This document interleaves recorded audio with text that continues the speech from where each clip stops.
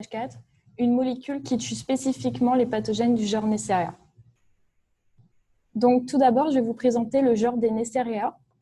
Donc, il est composé en majeure partie d'espèces commensales des mammifères, notamment les humains. Commensales, ça veut dire qu'elles vont profiter de leur hôte, mais sans engendrer d'effets délétères sur ce dernier. Notamment, elles vont plutôt avoir des effets bénéfiques indirects en protégeant leur hôte d'infection par des pathogènes. Elles se sont adaptées à 3 environnements distincts au cours de leur évolution. Donc, tout d'abord, la cavité buccale, avec la plaque dentaire, la langue, les muqueuses.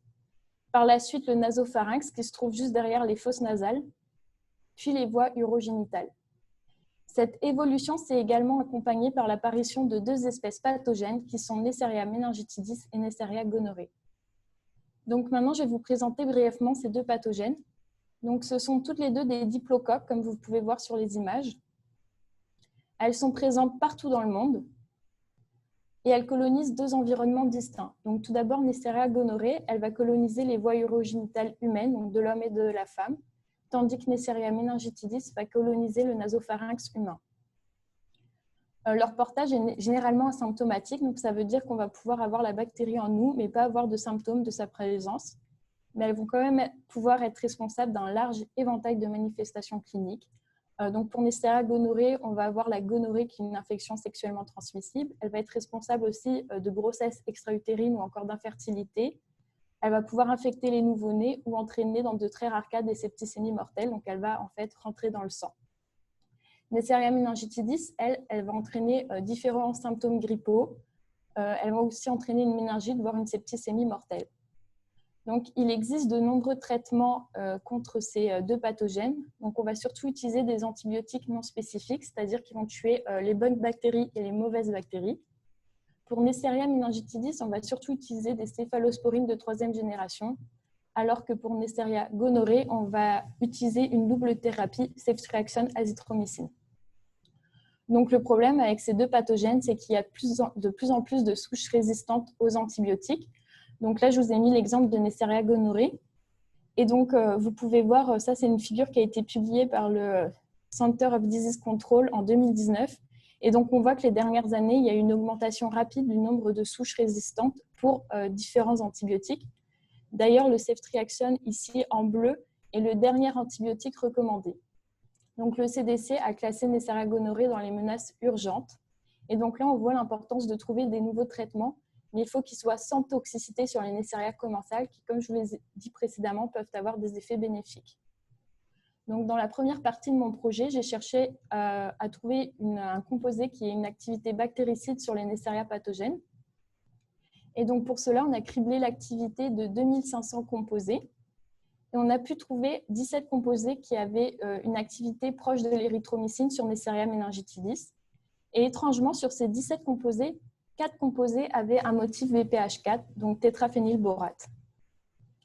Donc, on a voulu comparer l'activité de ces composés qui ont un motif BPH4 avec des composés qui avaient un autre motif, donc tétrafluoroborate. Et donc, on s'est rendu compte qu'en fait, quand on changeait le motif BPH4 par un motif BF4, on perdait l'activité bactéricide sur Neisseria meningitidis. On a également eu les mêmes résultats sur Neisseria gonorrhoeae. Et il s'avère que le BPH4 il peut être aussi sous forme de sel, donc le sodium tétraphénylborate, et qu'il présentait la même activité. Donc, on a décidé de poursuivre le projet avec ce composé qui est qu'on peut facilement s'en fournir. Donc, par la suite, on s'est demandé si ce composé il avait une activité spécifique contre les Neisseria pathogènes. Et pour cela, on a testé notre composé sur un large panel de souches. Donc, déjà, tout d'abord, sur nos 2 souches pathogènes, donc Neisseria meningitidis, Neisseria gonorrhoeae, sur la souche commensale la plus proche génétiquement de nos 2 pathogènes, puis sur d'autres espèces de Neisseria, d'autres espèces appartenant à la famille des Neisseriacées et d'autres espèces qui n'étaient pas en lien avec nos 2 pathogènes. Et on s'est rendu compte que notre composé avait une activité vraiment seulement sur les 2 pathogènes et pas sur les autres. Donc, on s'est demandé si cette spécificité était due à son mécanisme d'entrée. Et donc, pour cela, on a mesuré le bord à l'intérieur des bactéries grâce à de l'ICP-MS après avoir mis nos bactéries en contact avec du NABPH4 ou un contrôle négatif ou avec rien. Et on s'est rendu compte que quand on mettait nos 2 bactéries pathogènes avec notre composé d'intérêt, on avait le taux de bore à l'intérieur de nos cellules qui augmentait et que ce taux de bore n'augmentait pas pour nos 2 espèces commensales. Donc le NABPH4, il semble rentrer spécifiquement dans les Neisseria pathogènes.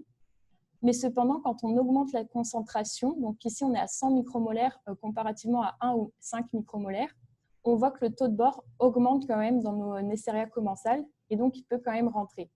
Donc là, on s'est demandé s'il était bactéricide, donc s'il avait une activité sur nos bactéries commensales à cette concentration. Et donc là, on voit très bien que quand à de faibles concentrations, donc entre 10 et 20 micromolaires, on a une forte activité sur nos 2 espèces pathogènes. Par contre, jusqu'à 200 micromolaires, on a peu d'activité sur nos espèces commensales. Donc en fait, même si le composé rentre dans nos espèces commensales, donc ici Neisseria elongata, il n'a pas autant d'activité que contre les Neisseria pathogènes.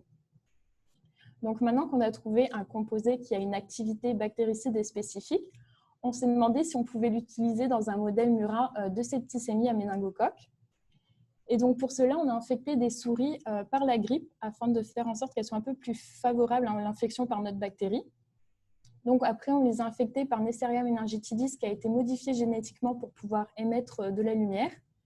2 heures après cette infection, on a traité nos souris par une injection intraveineuse ou intrapéritonéale de notre composé et on a mesuré donc le signal lumineux émis par notre bactérie à différents temps. Et les résultats qu'on a obtenus sont les suivants. Donc, on voit bien que quand on traite nos souris avec du NABPH4 par voie intraveineuse, on a une diminution de la charge bactérienne et on n'a pas cette diminution avec un traitement IP, donc intrapéritonéal. Donc là, on voit que le taux d'infection par Neisseria meningitidis diminue après l'injection intraveineuse de notre composé. Donc, pour conclure, on a trouvé un composé, donc le sodium tétraphénylborate, qui a une activité bactéricide et spécifique contre les Neisseria pathogènes. Que cette spécificité serait due au fait que la membrane des Neisseria pathogènes, elle semble plus permissive que les autres Neisseria au composé, mais que même si le composé arrive à rentrer notamment à des fortes concentrations, il n'a pas autant d'activité que sur les Neisseria pathogènes. De plus, on a utilisé notre composé pour traiter des souris infectées à méningocoque, donc qui présentaient une septicémie à méningocoque. Et on s'est rendu compte qu'il les traitait, donc c'était un bon candidat, enfin en tout cas ça pourrait être un bon candidat comme futur traitement contre les Neisseria pathogènes. Si vous voulez avoir plus d'informations sur ce projet, on l'a récemment publié dans le Antimicrobial Agent on Chemotherapy journal. Donc je vous remercie de votre attention et si vous avez des questions, n'hésitez pas.